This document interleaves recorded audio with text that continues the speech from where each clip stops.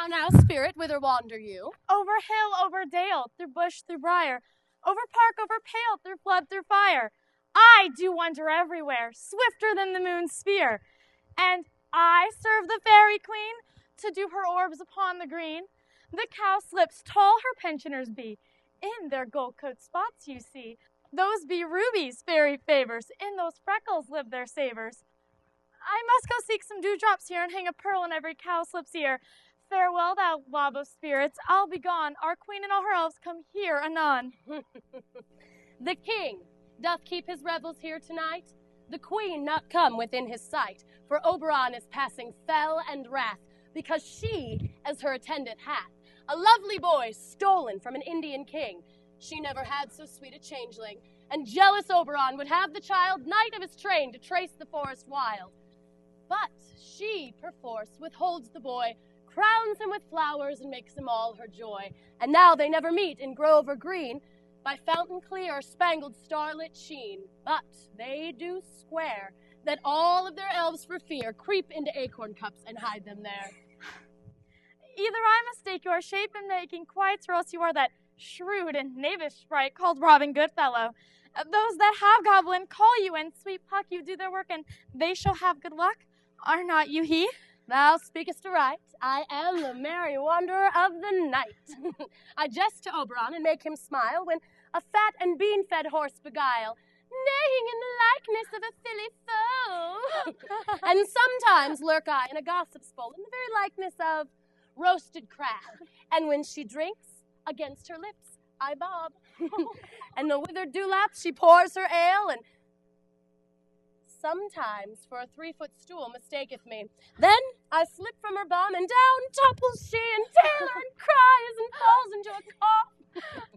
And the whole choir hold their hips and laugh, and waxen in their knees in mirth, and swear that a better hour was never wasted there. But room, fairy, for here comes Oberon. And here my mistress, would that he were gone.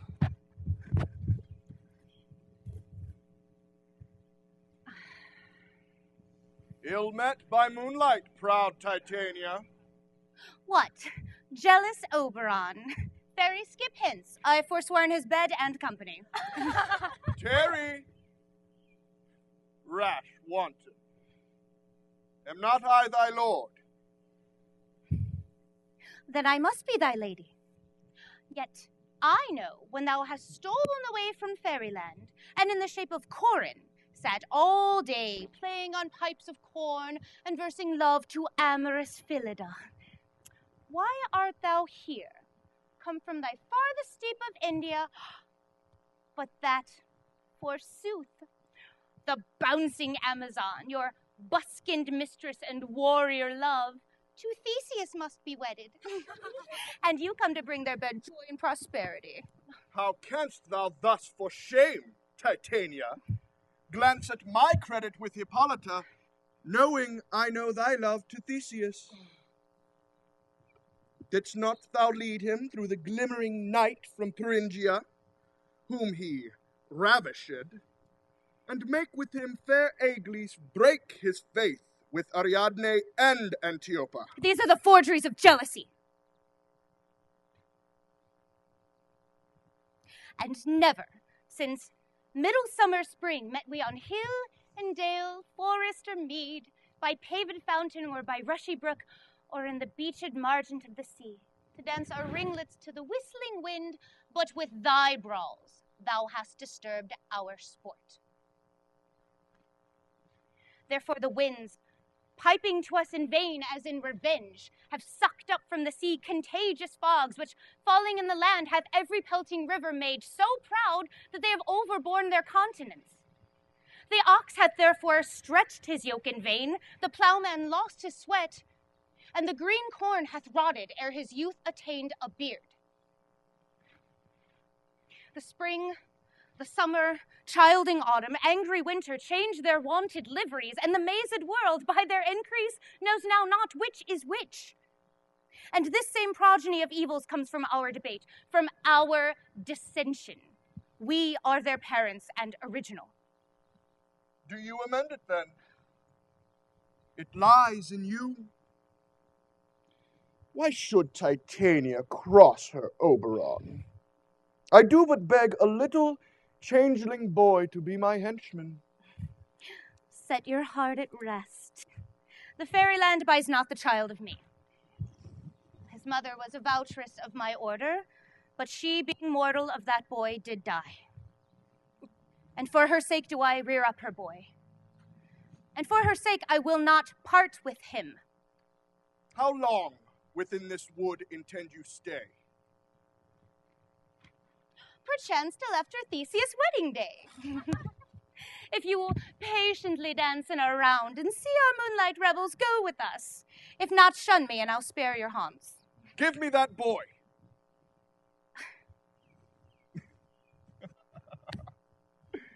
And I will go with thee.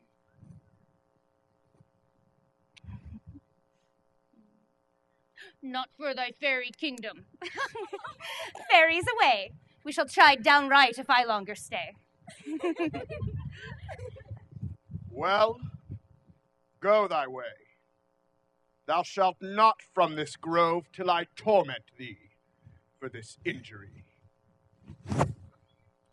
My gentle Puck, come hither.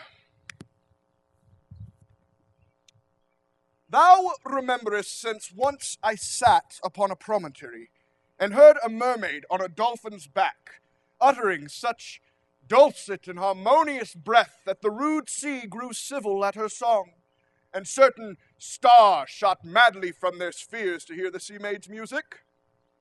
I remember. That very time I saw, but thou couldst not, flying between the cold moon and the earth, Cupid, all armed. A certain aim he took at a fair vestal throned by the west, and loosed his love shaft smartly from his bow, as it should pierce 100,000 hearts. But I might see young Cupid's fiery shaft quenched in the chaste beams of the watery moon, and the imperial votress pass it on in maiden meditation, fancy free. Yet marked I where the bolt of Cupid fell.